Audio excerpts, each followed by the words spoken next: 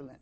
Good afternoon. I'm Nat Wood. We're back live here at MNN Studio, and it is my honor to today have as my guest activist Tim Ford. We go a long way back. He was the whole drum and bugle corps for a lot of the demonstrations that we did at the National Action Network, and a lot of other things that had nothing to do with the National Action Network. I mean, you could actually find his brother any place where they were demonstrating, protesting for the rights and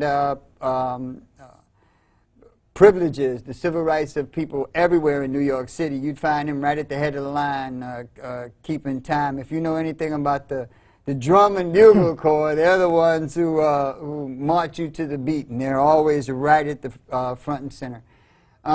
Today he represents an organization called Africans Helping Africans, and another organization related to that he'll talk about. I expect a good show because this is one brother who does not hold his tongue. Maybe that's why I always dug him, because I have been known to say a few words too many on occasion. And with that, we're going to come back. If they have my opening ready, he can run my opening, and we'll be back with the legendary Tim Ford and of Africans Helping Africans. And that's all I got to say about that. So.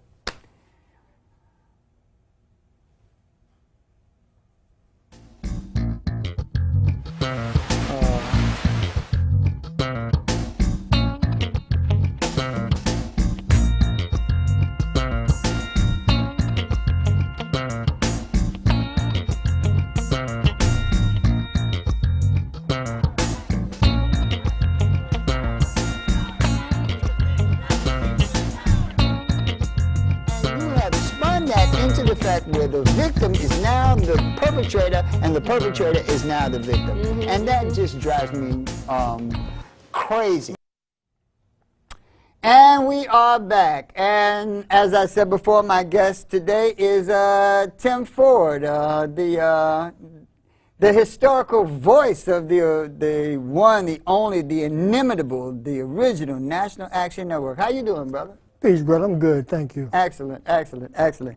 We're gonna get into some of your opinions about some of the people who are at the head of the class, either both respected as leaders in the community of civil rights, specifically the black community, as well as some that might have a more negative bent in terms of things that we're doing.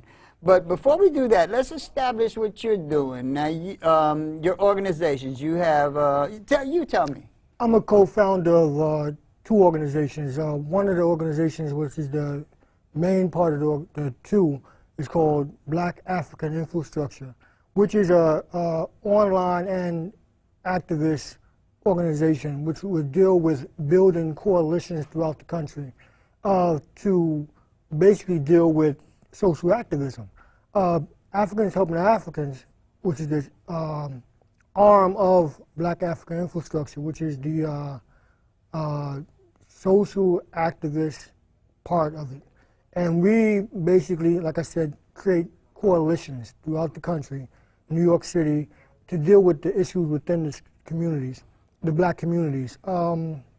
We do street patrols within Brooklyn and Harlem. Oh, okay. Before Hurricane Sandy, we had created a coalition of different organizations, from black soldiers down to the Black Panthers, the Zulu Nation, so on and so forth, yes. Yeah. And we did street patrols in Brownsville, and basically talking to the community, letting the community know that we need to stop the violence.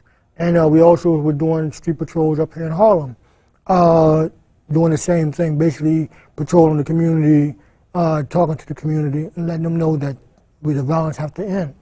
But then Hurricane Sandy came, and we started helping PSP, People Survival Program, with the Zulu Nation, with Shaka Shakur, and we was doing clothing and food distribution throughout the city. which was a great thing that we did. Oh, excellent, excellent, excellent, excellent. So you are busy. You talk about Zulu Nation and People Survivors Program, and I know those brothers are very, very Shaka, busy. I really applaud Shaka and Shep and other brothers and sisters. those are part of really active. PSP, very active, and I really appreciate them because they don't quit, and they are true grassroots. You know, true grassroots that we need in our community. That's why we put together Africans Helping Africans, because we realized that we can't do this as one organization alone anymore. One organization cannot accomplish everything that needs to be accomplished. And what I did, I read through all the blueprints from Elijah, Malcolm, Garvey. They wrote the blueprints. We just didn't follow. And what one book that actually summed it all up for me was Destruction of Black Civilization by Chancellor Williams. And he, in the back of his book, he summed up everything, the whole blueprint of what we needed to do. And that was create a coalition of organizations to accomplish the goals that we needed to accomplish. So that's why I sat down and put together the format for Africans Helping Africans. And the format, our 4-point plan basically is secure the community, unite the community, educate the community, build the community. We have to do those 4 things to actually do things in our community, to make our people first secure the community by doing street patrol within the community as a coalition of different organizations. Come to the community, show our strength through unity amongst ourselves as conscious people. Go to these communities and do street patrols. In turn, teach the community how to patrol themselves. You know, so that's the secure part of it. Where now they feel safe and willing to talk to each other. Because a lot of communities don't even communicate with each other. But if they feel safe and secure, they're more willing to come together and talk to each other and communicate with each other and build each other. So that's the unity part of it. Then the third part of it is educate. Now that you have them unified and secure, you can educate them. You can teach them on economics. You can teach them how to work together and how to be a whole village. Now you can use those 3 things and build. Now we teach them cooperative economics. If there's an empty store front on your block, you can take that community and rent that storefront and create jobs for the youth in the community. That's the 4-point plan, and that's so simple. We've been doing this thing so complicated. Now, when we simplify it, it's easy, you know, and that's what we've been trying to do. We've been going around, and I've been speaking online. The other part of the organization, which is Black African Infrastructure, we have Facebook, Twitter, Blog Talk, so on and so forth, and we use that to communicate with brothers and sisters throughout the country and abroad. And what we're doing is creating chapters of African Helping Africans in other cities. So we're trying to do that and also build up here in New York. We just, if you remember, the young brother Vontae, that's missing. We came together as a coalition. We came together as a coalition to search for that young brother. It was us, it was the New Black Panther Party, the Moorish Nation, and brothers from the Zulu Nation, and so on. We all came together, and we searched Prospect Park, you know, and we're still doing the search. We're still giving out flyers. We're still putting up flyers, you know, because it's one of our children. And that's amazing how a kid, especially a challenged kid, could simply walk out of a school like that. Because the security didn't do their job, basically. Let's be honest, the security did not do their job. They're supposed to stop. This kid has a mental problem, all right? You're supposed to stop this child from going outside, not just say, hey, where you going? You're supposed to stop this child from going outside that door. Or at least follow the kid outside the door. And you're supposed to secure all the exits all the time, because even if we weren't talking about a young man who was challenged, and you still provide an opportunity for someone a to kid come in. who, correct. You know, he might be a little mischievous. He might let his friends in. He might, you know, somebody might bully him. He let them in. You actually put in danger everyone and everything in the school by not having those exits and entrance points secure. So I basically blame the security, you know, because really we have to be more astute of what's going on in these schools. And, I blame the parents, too, because we really don't... I blame everybody for that. It right. seems like this should be impossible. Right, because I really think we don't put enough focus on these schools. That's right. I agree should have with their you. head on the platter. That's right, and I agree with you, because, and secondly on that, the child is still missing. It's been over a month. It's still missing. Right. So that means he hasn't shown up in the waters, which the school is actually right next to the water. Right. So if he was dead, God forbid, he would have floated up on the water. He hasn't done that. Thank God for that. But apparently someone has this child, and we need to keep pressure on this issue. But if you notice, all throughout this country, children have been missing a hell of a lot. And they're not just his age or who has a mental problem, what have you. You have regular children just disappear, and nobody have answers for that. And it's strange to me. It is. So we've been trying to keep focused on searching for the young man, and put out flyers and so on and so forth. We had brothers do the trains, ride the trains, put out flyers, put flyers on the trains, just up and down on the trains. Like I said, we searched Prospect Park. We searched Queens again, and we're still in the process of figuring out new places to search, because it just doesn't seem right to us. But that's just part of what the coalition does. We need to also get back into our community. Our community needs us. We don't need, what I realized is that the community don't need us in our rallies, don't need us in our classes or in our lectures. They need us in the street. We need to go back to the concept of Malcolm and Garvey. Take it to the street corner and teach our people from the street corner. And when we do that, that get them interested in being involved in what we do. They're no longer involved anymore. They get 5-second clips of what's going on, instead of just being taught from the street corner. Listen, this is what's going on in the community. We need to do this. We need to do that. We need to do the other. We also, when the 2-year-old was shot in Brownsville, we did security for the funeral. We put together a coalition again, and we went out to the funeral and did security for the funeral. That was a group called GMAC, Faith, the Panther Party, the new Black Panther Party came out. Even the Tomahawks from Brownsville came out to help do security for that. So that's why helping Africans is so important. We need, again, to create these coalitions to actually get out and do the physical work. Because, look, be honest, man, just sitting around talking about doing things and not doing it. That's what happened with the movement today. One of the things that Malcolm and those guys had in their favor, Marcus, was the fact that they were dealing, the people that they were dealing with actually wanted to make changes in their lives and the circumstances in their communities.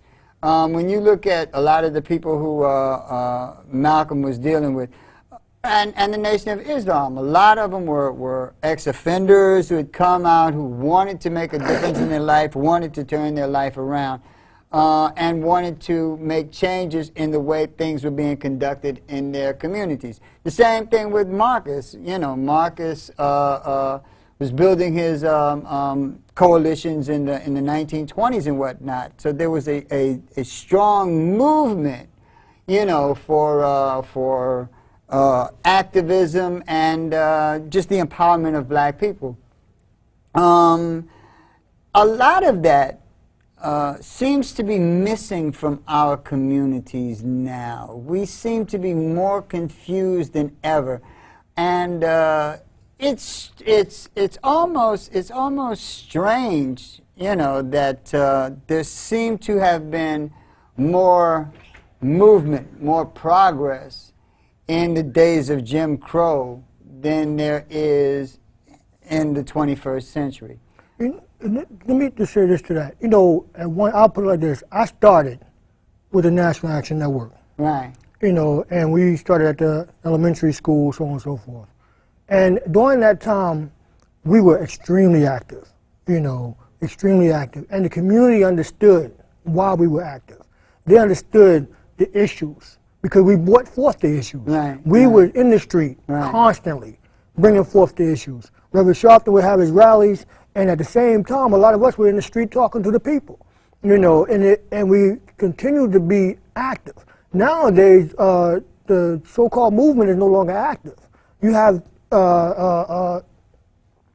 you can't even say they're movements anymore. They just there because they're really not doing anything. They're just like talking heads. They get up there and they talk, and no real progress. You know, over the summer we had what, almost 5 different marches or rallies, and nothing came out of none of them. You know, March to Washington, Million Youth March, and this kind of march and that march. But when you ask somebody, well, what came out of it? What was the agenda? Nothing. You know, and that's the problem now. We have these rallies with no real agenda, no real what we're going to do tomorrow. It's always what we're going to do next month. We're going to do this next month. We're going to deal with. No, let's get back into the street. The street is where we're needed. You know, and that's where the work is really done. You know, that's how we change the minds of our people. Yeah, because we become so comfortable with our own bull that, you know, it's all right to waddle in it. You know what I mean? Hey, I can get brand new sneakers, or I can get a brand new car, whatever. But still in all, the problem still exists. You still have Trayvon Martin. You still have Zimmerman running around like a banshee. You know. Let me deal with Zimmerman and Trayvon in a minute. Right. I just want to. I want to get to what you were talking about with I can get brand new sneakers, I can get a brand new car, and juxtapose that to the incidences at Barney's and Macy's. Right. First of all, it seems almost to me that we have reached a point where disrespect of black people is just a national phenomenon that everybody feels like they can pile on. That everybody feels like they can put black people through some sort of litmus test no matter what. That I can go in a store with a gold credit card and still be subjected to people asking me, where do I work? You know, where do I work? What are you talking about? You know, I'm a trust fund, baby. I don't work. Get out of my face. If you're shopping, this is not the days of the civil rights movement where you were dealing with Woolworths and just the counters that white people didn't want black people sitting in a certain section or whatnot. Today you were talking about a lot of online shopping, a lot of credit card shopping, especially when you're talking about deluxe shopping, you know, elite shopping, you know, big money shopping. There does not seem to be a necessity for people to shop physically at Macy's, except the fact that they seem to be brainwashed into doing it. I mean, if you're dropping $2,000, $3,000 via credit card on this item, that item, this item, you can get this item, that item anywhere. You don't even have to leave your house. You can type in some numbers on your computer. They will bill your credit card, hand deliver it to you, put you on a preferred shopping list where they start giving you $1,000 worth of free stuff just because you buy stuff from them. You don't have to take anybody's disrespect anywhere. And it seems to me that under these conditions, it's not like you had to shop at this place because this was the only place in your community like it was in the early 60s. Now, I mean, you got Amazon, you got Macy's, you got this clothing company, that clothing company. They are every single Macy's has an online shopping center. You can still shop Macy's junk and not be subjected to this stuff. And yet, it seems to me that black people have become so comfortable with disrespect, so comfortable with just this general disrespect, no matter how much money they're paying, you know, that the first thing they do is still pay for the items. Because if people had bum rushed me after I had dropped $2,500 on any kind of crap, I'd have gone back there and he could have searched this junk. I'd have waited till they searched that junk from now to doomsday, and once they got through, I would have returned every single piece. Then I would have registered a complaint. Then I would have put it on the news. But the first thing I would do is make sure that everybody and everything knew that this little clerk and this two-bit cop just cost you in 5 minutes $2,500 worth of goods, and by the time this news gets out, it will be in the tens of thousands of dollars that this one incidence of disrespect has caused. But we keep going back to the scene of the crime. I don't understand this phenomenon. It's like this. You know, I sell books. Right. So it's like this. You got the e-book. Right. You got the Nook, and you got all these other computer books. Correct. The Kindle. The Kindles and all this. Right. But you also have hard books. Right. Regular books. Right. So that's the same thing with Macy's. You know, some of us just want to have that book that we can feel in our hand and, you know, flip the pages. But you get the same Right, stuff but online. The same belt, that same little Hulk Hogan belt that boy was buying for $350. But again, the thing is, I'd rather have that book in my hand where I can feel it, the book, the paper, instead of having the computer in my hand and can't feel the originality of it. And that's the same thing with Macy's. But you still get the book. A lot of us become comfortable going into Macy's and feeling that I finally arrived. I can shop at Macy's. How can you? But that's what they feel. They feel that they finally arrived and they can shop. That's stupid. That's like integration. But that's like integration. We were just extremely happy to go have lunch with the white man at his table. We were extremely happy to go. Which is extremely happy to go to the toilet. You want me to be impressed by the fact that you got $2 in the richest city in all of America. You want respect from me, but you conduct yourself like a damn slave. But they don't respect themselves. Well, then that's the problem. That's the problem. We can go back, like I said. That's the problem. But just like that's a bigger problem than the damn belt. Which is true. But like I just said, we was doing integration. We didn't care about nothing else. We forgot about our whole unity amongst ourselves. We were happy to go have dinner. Isn't it incumbent upon us to stop making excuses and tell them, stop that. Don't do that no more. I agree. Don't do that no more. If I catch you doing that, I'm going to slap the piss out your mouth. Right, but at the same time, they become so comfortable. Ain't no comfortable. Don't do that. Don't do that. If your old lady do that, throw her ass in the street. If your kids do that, slap them upside the head. And I agree with you. Do not tolerate this kind of behavior. Because they don't know any You better. must act like you can't get it from Kemet. You can't get it from your bank account. You have to start thinking of yourself as a person of respect. If you don't do that, you do not deserve respect. They finally arrived. Then they're stupid. And they are stupid. Yo, people, if you do not conduct yourself as a person of respect, you get no respect. I don't care how much money you have. Stop being stupid. If people disrespect you, do not reach into your pocket and give them $3,000 freaking dollars. You are an idiot. You are an idiot. Stop it. But look, again. There is no look. I don't think you should make excuses for that. And I'm not making excuses for him because I think you're right. You're 100% right. I'm in agreement with you. That, y'all. But we need to re-educate our people on the importance of their black dollar.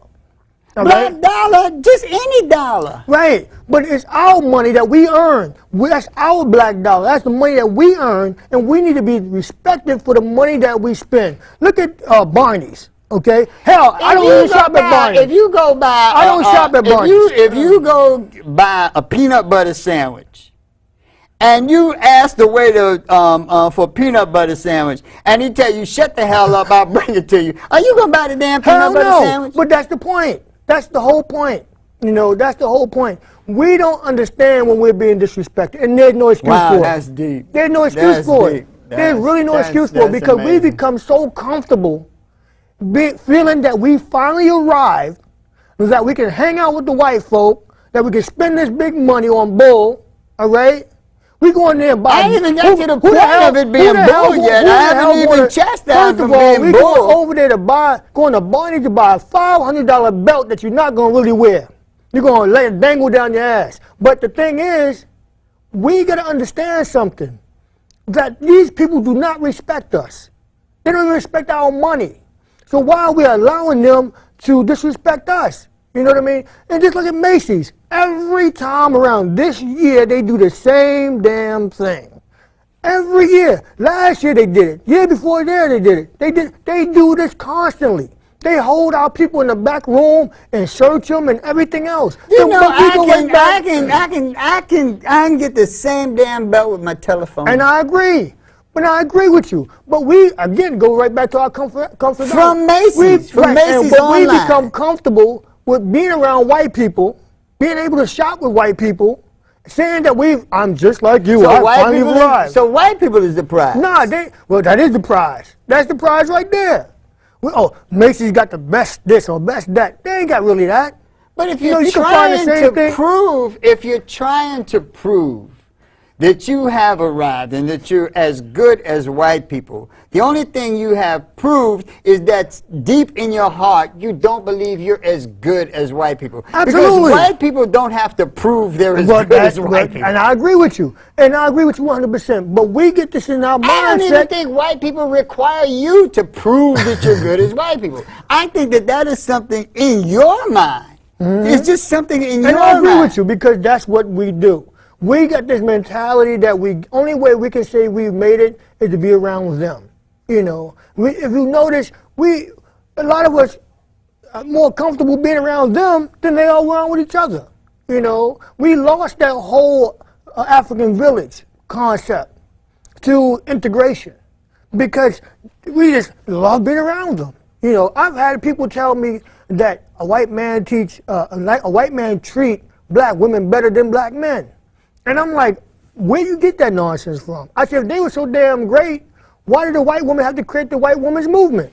You know, I said, so what are you talking about? But the thing is, we got to change the mentality of our community to understand, to come back to that self-love. We have no more real black love in our community like we once had. And that's the real problem, that we're willing to accept anybody disrespecting us on any level and thinking it's A-okay.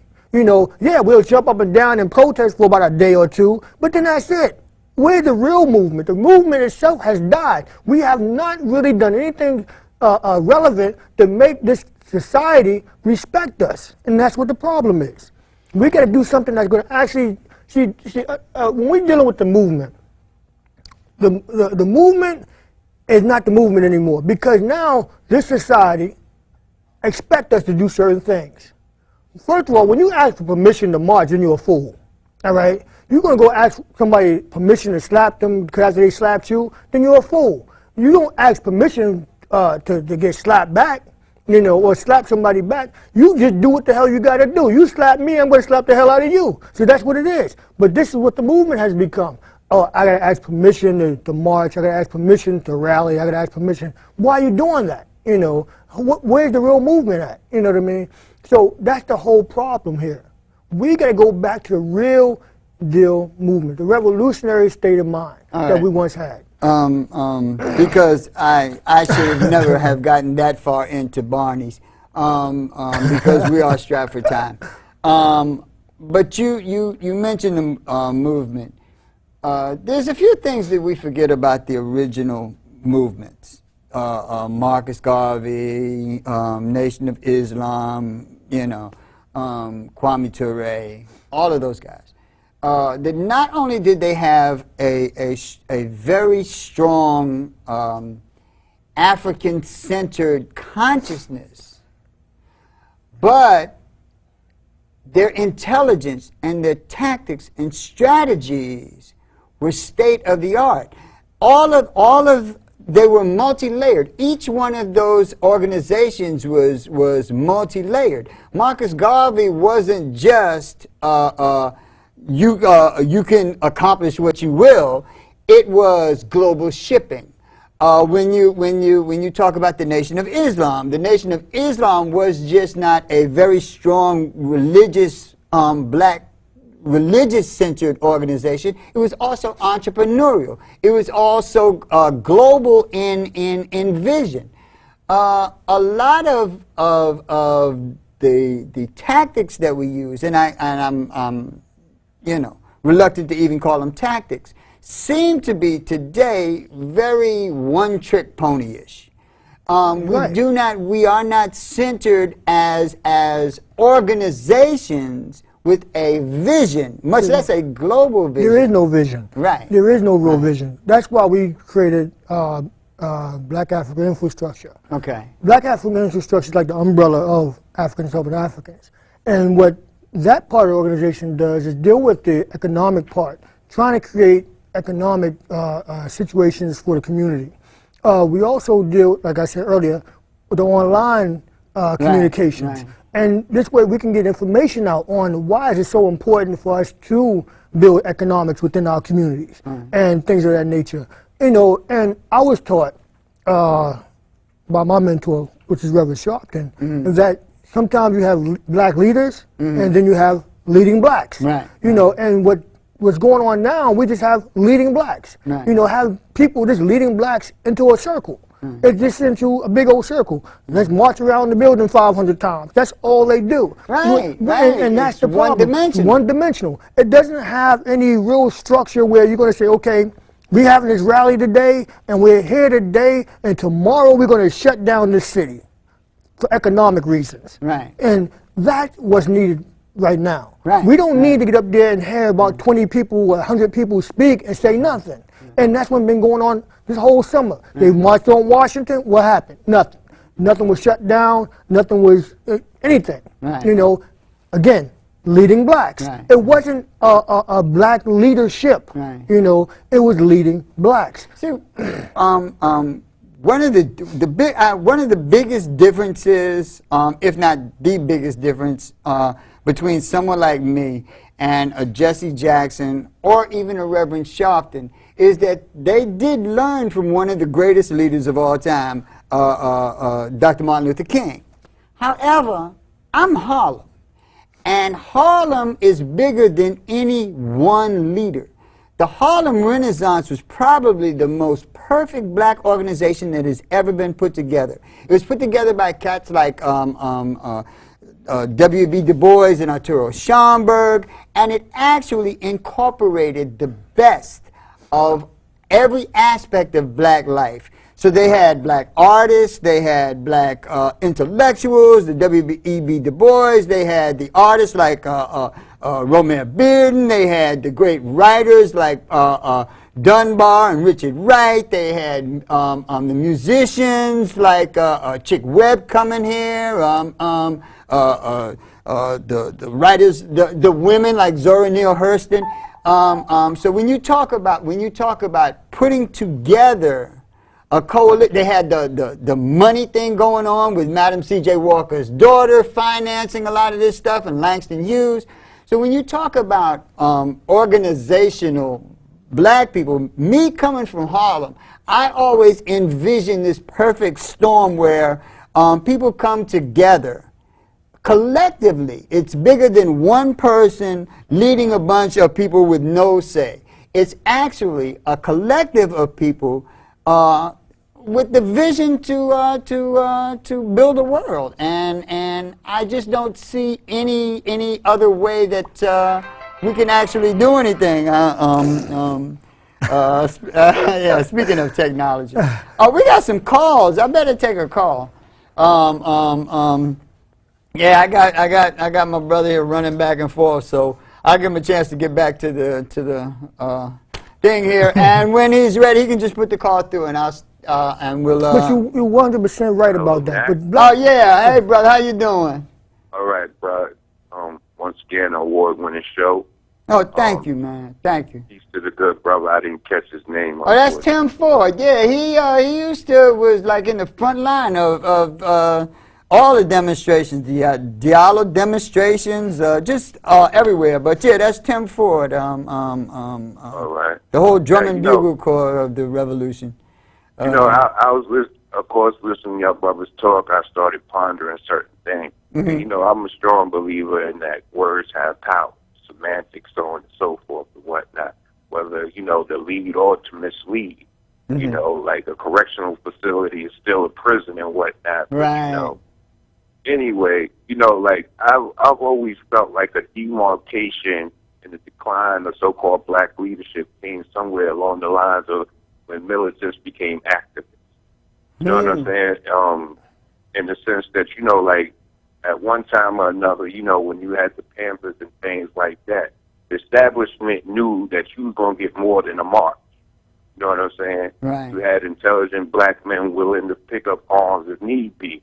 Now you got, as you was saying, leading blacks and whatnot, wherein, you know, the oppressor will actually give you a permit to march, you know, Yeah. and possibly cut a check behind the doors and whatnot, you know, and then the thing continues on and on and on.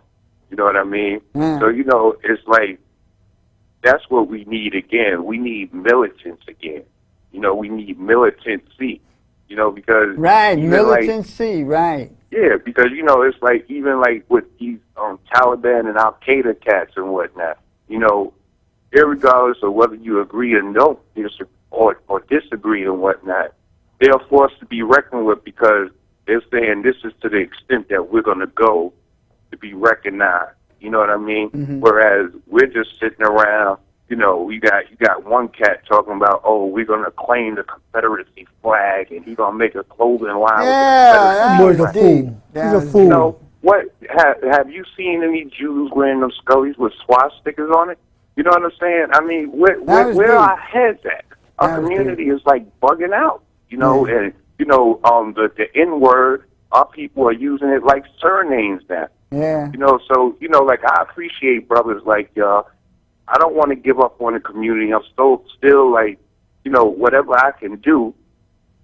But how do we circumvent this? How do we get that militancy back in our movement? Yeah. That's what's missing. We just Y'all have, go ahead. brother, we just have to do it. That's all it is. That's why, you know, I put together Africans Helping Africans so we can actually do just that. We have to get back in the street and on that level of revolutionary-minded people. Because if we don't, we're going to lose. And we are losing right now, you know. So what we got to do is get back in the street. And when we get back in the street, let me explain something to you. When we're in the street, those so-called thugs or so-called gangs respect us because we are conscious people, brothers and sisters, in the street doing some things for their community. And they're more willing to respect us and actually get down with us to protect their own communities and stop some of the violence. The only reason why they're not doing it now is because they have no role models. They have no examples of real brothers and sisters in the street who's not getting paid by the government or getting funded by corporations. The organizations out here now are getting funded by corporations, so they're going to do just so much. They're not going to do more than what they need to do, all right? National Action Network funded, Rainbow Push funded, all these other organizations funded. They're not going to do just so much because they don't want to lose their funding.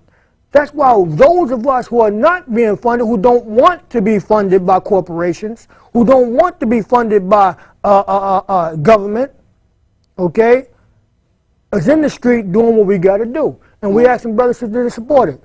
If we have another call, if there is another call, put it through. I'm not sure. I think he said 2, but he might have. Good afternoon, brother. Good afternoon, brother. How you doing? I'm Peace. all right. Good. First of all, I want to compliment you on that little tirade that you, when you looked at the camera and chastise people that are black people that are accept being disrespected. It needs to be said. And if I could take off your head and put Jay-Z's head on your shoulders, that would be something, because he is a piece of crap that we will not even talk about. As far as blacks being disrespected, there's an article in the paper today about the new Red Lobster on 125th Street and how there are people that actually sit down and eat. When they get their checks back, the tip is automatically figured into the charge. Right. So if that's saying that black people don't know how to tip when they sit down in a restaurant, and it doesn't matter whether your party is 2 or 200. When you get your check back, that 14% or whatever is automatically figured into the price. So I don't think that we, as a people, should cater to that restaurant, number one. That's reason number one. Reason number two, the owners of that restaurant are based out of Florida, which is the same state that has the stand your ground law.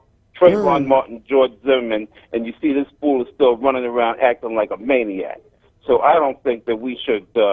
And the Miami Dolphins is pure madness. This whole thing with the Miami Dolphins and this incognito boy is just madness.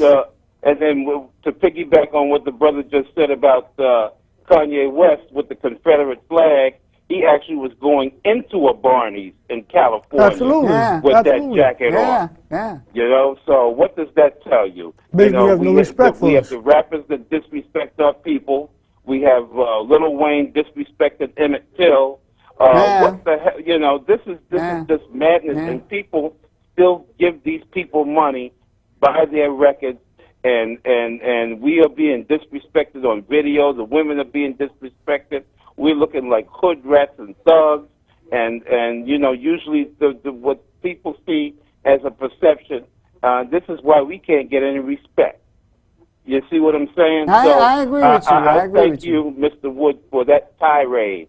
And we need, you know, people like you and other people that are not afraid to call a spade. And I thank you for that, brother. Oh, you guys thank you, have brother. a good afternoon. Thank you, brother. Peace. And I'll say it again. We need to just stop that. Stop that. We need to stop making excuses. I'm sick of hearing about reinstate Alton Maddox. We should have 10,000 Alton Maddoxes. I think Alton we should not. There is no reason in the world why Alton Maddox should not be not just a leader, economically solvent, doing great things, and we should have 10,000, 20,000 Alton Maddoxes. I agree. We should. They talk about charter schools. They have thousands and thousands of charter schools all across America teaching black kids. If charter schools actually worked, we would be the smartest group of people on God's green earth. And I don't see it reflected in my community one iota. You are telling me that it's working, but I don't see it. But the majority of teachers in the charter schools are white, and they're not from this state. They're being shipped from different states and coming over here and trying to teach black youth and have no understanding of the community. But that whatsoever. is no excuse for us.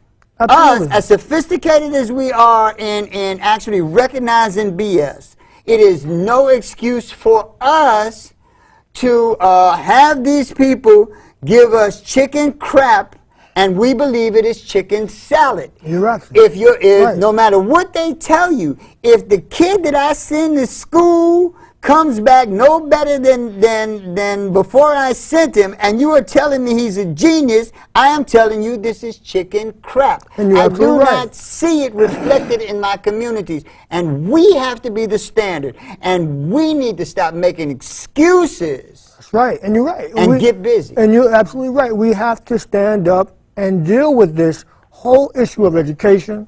I'm hoping that the new mayor change the chancellor, you know, and have someone up there who can actually represent the community and our youth. Because, you know, all this study the test, that's all you do. You don't even really learn anything. You basically just go in there to take a damn test. That's not educating our youth. We need to have something where we're going to educate our youth and get them prepared for society, not just have them take a test and say, well, okay, you can go to the next grade. That's not good enough for us. Tim, let me ask you a question. Yes. The African in America, African Americans, and we are the only African Americans because we have no country. Right. Somebody who's American, who is from Nigeria, is not an African American; he's a Nigerian American. Right. A Congolese American. We have been robbed of our country. So the only reference point we have is Africa. Right. Africa is not a country; it's a continent. Right. When you look at us statistically, we are dead last in every positive statistic and in the front of every negative statistic. We are the most incarcerated, the most underemployed, the most unemployed, the biggest dropout number, the biggest foster care numbers. All these are negative statistics. Right. When you talk about economics, no matter how much you say Oprah has, no matter how much you say Jay-Z has, collectively, African Americans are dead last economically. Yes. If they improve the school system, and the school system is better for everyone, we are still in last place. I only know one way for a horse to get from last place to first place in a race. That means he has to run faster than every other horse. Absolutely. If they just keep the same pace, he's it. last. Absolutely. But He's last. the only way we can change that, honestly, is re-educate our community. Correct. Right. But how do we do that? We got to stop acting like, now look, I'm not saying my solution is the only solution. But it's one solution. Try one damn solution. See, our problem as black Africans or black activists, we think that there's only one solution to the problem most of the time. And I don't want to help other people with their solution. Okay, fine, there's 500 solutions. We don't have to sit there and debate over the 500. Let's try one. If that one solution don't work, we got 400 more to go. Or 499 more to go. You know, we can go at each solution until we find the right one. But let's do one of them. You know, like I said, our 4-point plan is one solution. All right? If we initiate that one solution, and if it's not working, hey, let's add a little bit more to that solution. Let me add your solution to to what we're doing, and see if that'll make it work. You know, and if we constantly do that, it's going to build something even stronger. But we got to at least try one. We can't wait. See, our problem is also, we have this disease, and I call it the white man on the brain disease. Until we get that white man on the brain disease cured, which is unity and economic empowerment, that's the cure for that. Stop thinking about him. Forget him. Let's deal with us. What's going to help us? We don't need to even talk about him anymore. Let's talk about what we're going to do. And once we get into get that into to work, then we're fine. But until then, you know, we still, oh, the white man's fault. This, no, hell with him. Let's deal with us. You know, we got to do what we got to do in our community. You know, the Jews do it in their community. Everybody will do it in their community. Forget what they doing. Like what we doing. We're sitting there backbiting and pulling each other down and talking about each other all the time. That's not going to solve our problem. Our problem is, let's come together as real grassroots organizations. We don't want those that doing whatever they do. Let them do what they do. But the real grassroots, the revolutionary state-minded grassroots, like the brother said earlier, we need to get back into a revolutionary state of mind where we're going to take back our streets. We're going to deal with our problems ourselves. We don't need no savior to come and save us. We're our own saviors. We're our own heroes. We're our own leaders. You know, that's the thing with my organization, Black African Infrastructure. Everybody's a leader because everybody has an opinion on what we need to be done. I may not agree with you, but if I think it's the right idea, I'll go with it. You know, I'm going to try it. You know, that's why I'm willing to work with everybody's organization. I don't mind working with PSP or Black Soldiers or New Black Panther Party or the Zulu Nation or whomever that I think is really for the people. And that's what it's about. Okay, you just said a mouthful. Right at the end of it, you said a mouthful because every organization that you just quoted is a very active organization. Although they don't get a lot of fanfare. Absolutely not. But they are very active in the community doing a whole range of things. That's right. And a lot of leaders are actually far removed from the problems and the conditions that they are talking about.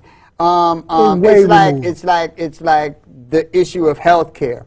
A lot of the people that you see on TV have no skin in the game at all. They have no clue. They have perfect health benefits, perfect health benefits, and it is just a political argument with them. They have no skin in the game, whereas people, regular people, have skin in the game.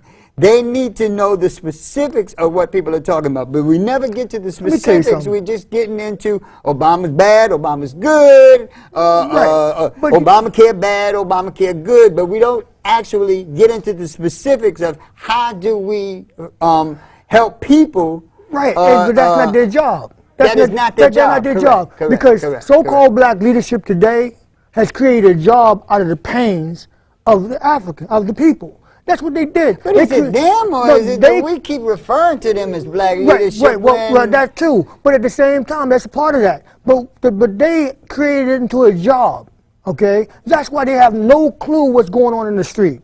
They are so out of touch about what's going on in the street. I don't care how many chapters you have. You are out of touch of what's going on in the street, you know? And those of us who are in the street know exactly what's going on, what the people need and want. You know, but you don't want to touch us, deal with us, because you might lose your funding. That's the reason why they don't deal with us. Because they're afraid that somebody's going to find out that they actually stood with us on the issue and they're going to lose their funding.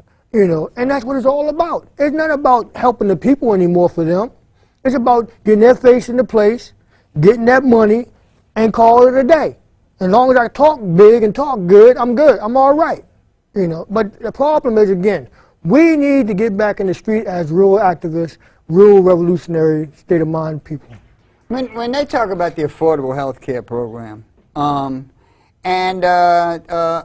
said some things, but he never said specifically what he was referring to. He just said something and then moved on. He said he didn't want single payer because that would be problematic, and then he moved on.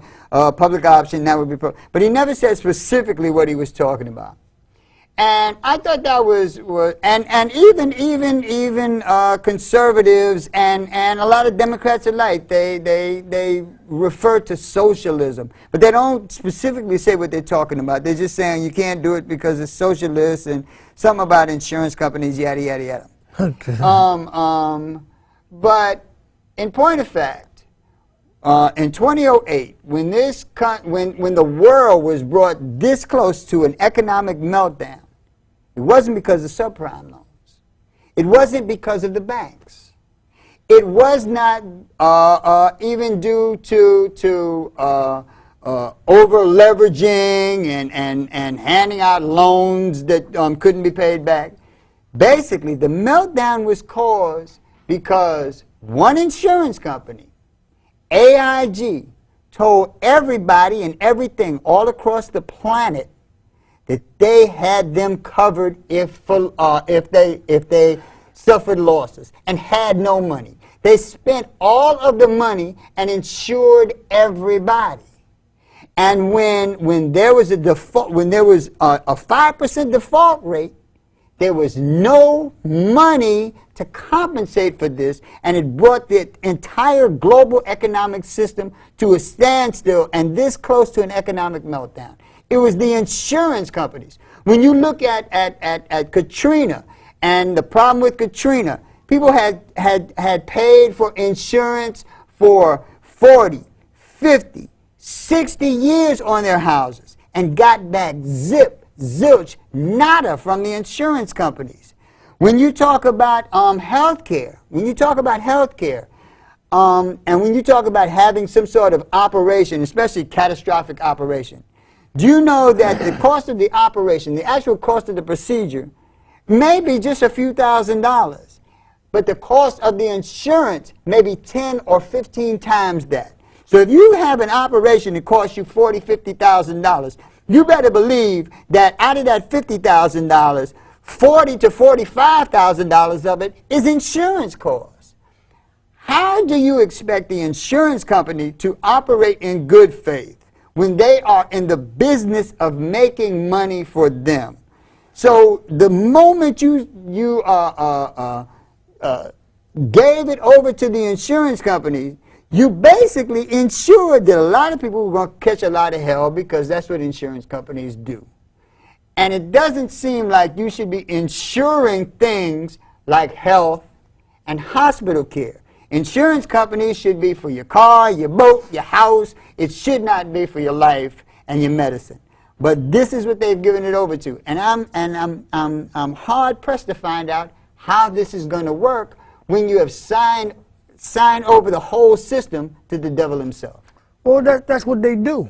You know, that's what they always done. With the insurance thing, you know, that's why Obama really just, you know, kind of slide past certain issues. And he'll mention it but keep on going. And I guess he want everybody to do their own little research to find out what it is. But in actuality, when you talk about socialism, hell, socialism really isn't that bad. You know, because everybody's covered. And when you talk about the insurance companies, that means the insurance companies cut out of that. I agree with you. So cut the insurance out of health insurance, and let them go ahead and deal with your car insurance. You know, and your medicine shouldn't be tied to the stock market. They should be inventing medicine so that they can make money on the stock market and not know what the medicine is going to do. They shouldn't be prescribing a thing like Risperdal, telling you give it to your kids. It will help them with their depression issues. And they look in the mirror and they got big old breasts and whatnot. I don't know how that's going to help your depression. But we only got a couple of minutes left. So wind this up. Tell us about your organization. I'm going to have to get you back here because every time I bring you here, it's like rock and roll. We get into a knockdown, drag 'em out. You got like a minute left to talk about your organizations, what they do, how people can get in touch with you, what they can listen for, what to look on. All right, you can reach us on Facebook, Black African Infrastructure, or by my name, Timothy Ford, F-O-R-D. You can also reach me at 347-922-0026. Basically, we are actually trying to get into the street more often and looking for volunteers who are really down to make some real work in the community. That's what we're really about. I've never stopped being an activist. Even after I left National Action Network, I've never stopped being an activist. National Action Network is my foundation. That's who taught me who I am and what I am, you know, and I'm a revolutionary to the heart. I'm also a Panther, and I'll be a Panther for life. You know, we need to come together, like I said earlier, as a coalition of organizations. I don't care what your ideology is. You know, long as you're for black people, long as you're for our community, I'm down with you. You have to wrap it up there. Look up, what's the name of the organization again? Black African Infrastructure.